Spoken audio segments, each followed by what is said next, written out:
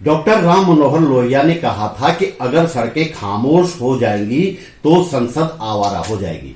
यानी कि मजबूत लोकतंत्र के लिए न सिर्फ मजबूत विपक्ष का होना जरूरी है, बल्कि मजबूत आंदोलनों का सिलसिला भी चलते रहना जरूरी है। सत्ताएं कितनी भी क्रूर क्यों न रही हों, भारत देश और जन आंदोलनों की भूमि उत्तराखंड की सड़कें कभी खामोश नहीं हुई। इस वीडियो में हम उत्तराखंड में मौजूदा दौर में चल रहे आंदोलनों की बात करेंगे जिनसे सरकार डरी हुई है।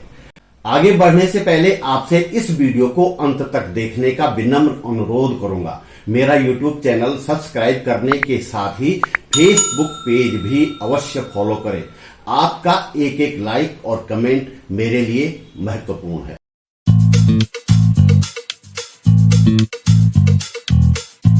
नमस्कार, आप देख रहे हैं सरकार की नहीं सरोकारों की बात बोलेगी। मैं त्रिलोचन भट्ट। देश की संसद के सामने सड़कों को आबाद रखने की जिम्मेदारी इन दिनों देश के लिए पदक जीतने वाली पहलवान बेटियां निभा रही हैं। उनके समर्थन में हर रोज दिल्ली में बड़ी संख्या में लोग पहुंच रहे हैं।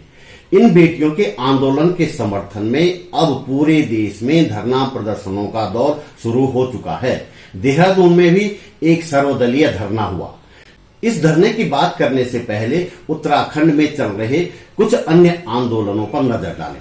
पिछले दिनों पुलिस की लाठियां खाने के बाद भी बेरोजगार युवाओं का आंदोलन किसी न किसी रूप में अब भी चल रहा है।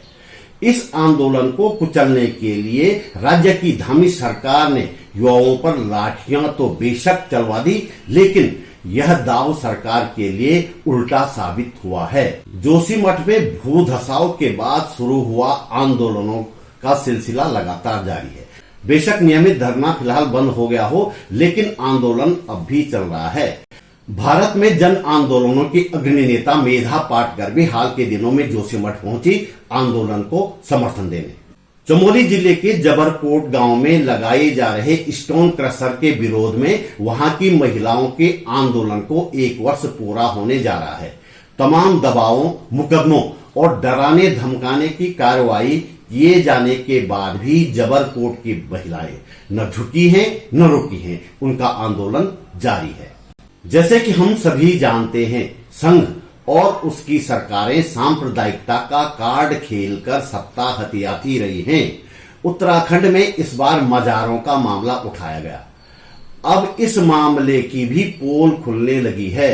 इस मामले को लेकर रामनगर में पिछले दिनों एक जोरदार प्रदर्शन किया गया।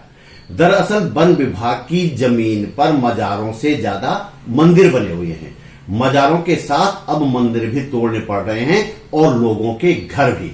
इसका जमकर विरोध हो रहा है। ऋषिकेश में मंत्री ने सरेआम एक आरएसएस कार्यकर्ता की पिटाई कर दी। इस मामले में कार्यकर्ता सुरेंद्र सिंह नेगी, जिनका नाम है, उनको आरएसएस और बीजेपी वालों का साथ बेशक न मिला हो, लेकिन स्थानीय लोग सुरेंद्र सिंह के साथ खड़े हो गए हैं। उनकी पत्नी के आह्वान पर ऋषिकेश में एक महापंचायत का भी आयोजन किया गया।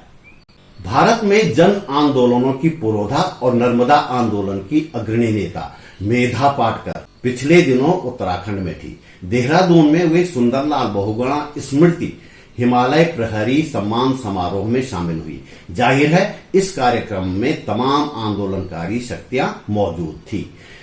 इस वर्ष के लिए हिमालय प्रहरी पुरस्कार बीज बचाओ आंदोलन के प्रणेता विजय जरधारी को दिया गया, जो मेधा पाटकर के हाथों दिया गया। सम्मान समारोह के बहाने उत्तराखंड में जन आंदोलनों को धार देने पर भी चर्चा हुई।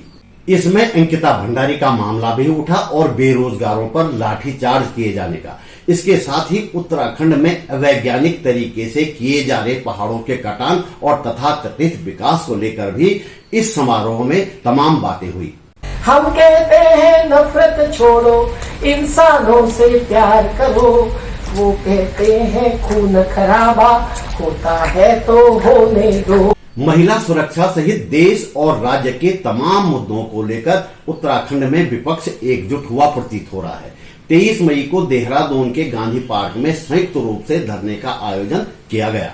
इसमें Congress, CPI, CPM, CPIML, Uttarakhand परिवर्तन पार्टी सहित सभी प्रमुख विपक्षी दलों के साथ ही कई सामाजिक संगठन भी शामिल हुए। तो हमारी बात तो अलग है कि हम सड़क पर खड़े हैं, हम लड़ रहे हैं, हम सामना करेंगे तमाम चीजों का, तमाम दुश्वारियों का, लेकिन जो उनके साथ है, जो उनके पाले में है, जो उनके। तो दोस्तों, इस वीडियो में इतना ही।